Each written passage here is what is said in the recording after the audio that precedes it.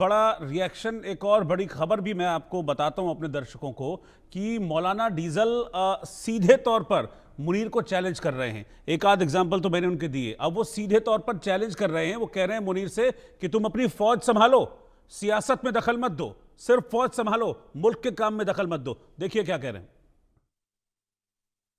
तुम दिफा में कारनामे दिखाओ,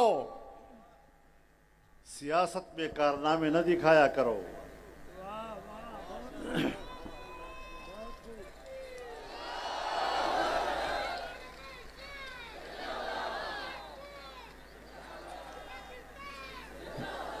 दिफा के लिए किरदार अदा करोगे, हम ताज की तरह सर पे रखेंगे तुम्हें, लेकिन जबरदस्ती सर पे बैठने की कोशिश करोगे तो हम टिकने भी नहीं देंगे।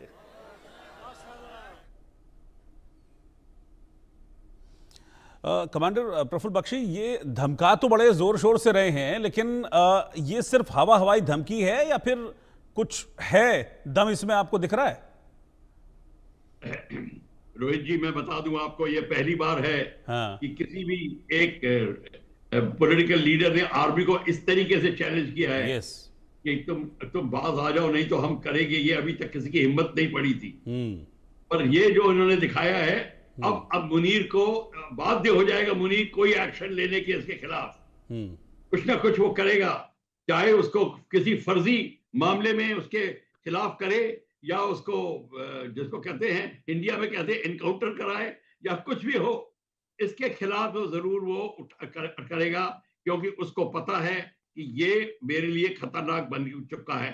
जो इसने स्टेटमेंट दी है, वो जितने लोअर एचेलॉन और एजुकेटेड पाकिस्तानी हैं वो एक्चुअली आर्मी को नहीं लाइक करते, वो चाहते हैं कि आर्मी निकल जाए। तो ये भी आर्मी को बहुत बड़ा खतरा है। और lower echelon of JCO, junior officers और ये हैं, ये आर्मी से इतने हैप्पी नहीं है कि आर्मी हुकूमत कर रही है। 85% ऑफ तिजारत आर्मी चलाती है, पर वो पंजाबियों के हाथ में है। और इस समय जितने की पॉलिटिशियंस हैं, जो सिंधी तबके के पॉलिटिशियन इत्यादि हैं, उनको इन पंजाबियों से प्रॉब्लम आएगी। मैं आपको बता दूं, शरीफ को, चाहे दोनों शरीफ ब्रदर हो, इनको कोई प्रॉब्लम नहीं आएगी आर्मी से। इनको भेजा जाएगा बाहर रेड कारपेट पे, और रेड कारपेट पे बुलाया जाएगा।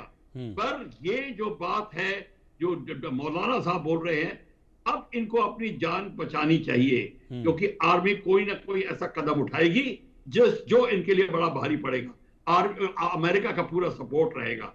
अब और मैं अपनी पुरानी बात अभी भी दोहराता हूं कि जब मुनीर कोई ना कोई अब बहाना ढूंढेंगे का किस तरीके से मैं क्या करूं, क्या चाइना उनकी एड में आएगा, किस तरीके से कुछ करेगा, ये मैं अभी ओपनली नहीं है, मैं ठोस के साथ नहीं कह सकता। कुछ ना कुछ जरूर करेगा, जिससे बांग्लादेश, पाकिस्तान और चाइना मिलके इंडिया को प्रेशर डाले और पूरा पाकिस्तान शांत हो जाएगा। ये बात जरूर पूरी। ठीक है लाली साहब, ये 1-on-1 दिख रहा है क्या आपको, मौलाना फजल रहमान वर्सेस मुनीर? क्योंकि डायरेक्टली वो चैलेंज कर रहे हैं, डायरेक्टली वो सीधे कह रहे हैं सेना को अपना काम देखो, और अपना काम अच्छे से करोगे तो सिर पे बिठाएंगे, नहीं तो तुम्हारा इलाज करना आता है हमको। नहीं, देखो, मौलाना साहब कह तो ठीक रहे हैं, पर सिर्फ 75-77 साल लेट हैं।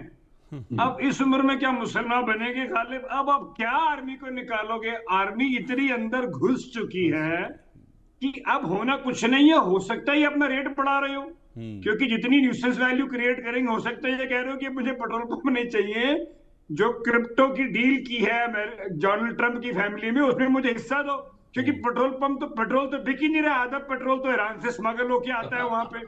अब जब वहां बेचारा पाकिस्तानी खाएगा क्या और निचोड़ेगा क्या, तो पेट्रोल पंप शायद नहीं चल रहे होंगे, तो हो सकता है वो अपना रेट बढ़ा रहे हो। देखिए रोहित जी, ये गेम बहुत बड़ी है। अब इसमें पहले अमेरिका ने जो बाइडेन ने अपना यहाँ मलबा डाला, हाथ पैर जोड़ के $32 बिलियन अमेरिकों का खराब करके, और अपना $2.3 ट्रिलियन खराब करके तालिबान से लड़ने आए थे। तालिबान से माफी मांग के असला फेंक के या चले गए।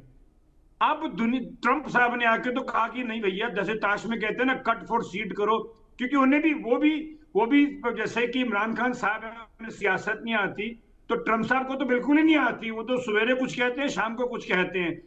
अब वो भी मुझे कभी कभी लगता है कि जैसे हमारे यहाँ इंदिरा गांधी साहिबा होती थी कि आसपास सारे खड़े रहते तो उन्हें पता ही नहीं था कि अब ट्रंप क्या कह देगा और कैसे डिफेंड करना है। अब प्रॉब्लम ये है कि अब ट्रंप को भी एक चीज और समझ आ गई है कि पहले था तेल, उसके बाद डेटा आया, अब नया रोहित जी है रेयर अर्थ मिनरल्स। वो खैबर पख्तूनख्वा बलूचिस्तान में बहुत है, 70% वो चाइना के पास है। तो अब और ग्लोबल वॉर में मैं समझता हूं कि कोल्ड वॉर 2.0 ऑन है, क्योंकि अब ये लड़ाई अमेरिका की और चाइना की है, और उसमें अमेरिका जो 8-10 हजार किलोमीटर दूर है, उसे पाकिस्तान जैसा एक किराए की आर्मी और कंट्री चाहिए जहां से वो हम पे भी नजर रखे, ईरान पे भी रखे, इनके सी रोड्स को भी तंग करे और चाइना को भी रोके। तो ये गेम बड़ी है पाकिस्तान को, तो वो हिसाब वो बिल्कुल गेम भी बड़ी है। और इन सिचुएशंस को देखकर लगता है कि मुनीर और शहबाज के लिए मुसीबत भी बड़ी है। अब कितनी बड़ी है ये आने वाले वक्त में पता चलेगा जब इस्लामाबाद कूच करेंगे, और करेंगे भी या नहीं ये भी देखना होगा, क्योंकि अभी तो सिर्फ ऐलान किया है, कूच करते हैं नहीं। और अगर कूच करते हैं इस्लामाबाद की तरफ, जैसा कि कह रहे हैं कि हम इस्लामाबाद को कब्जा लेंगे, तो फिर मुनीर क्या करते हैं इस पर यह देखना बड़ा दिलचस्प होगा। और क्या अगर दोनों के बीच टकराव होता है तो पाकिस्तान में किस तरह की परिस्थितियां बनती हैं। आप सभी का बहुत बहुत शुक्रिया साथ में जुड़ने के लिए।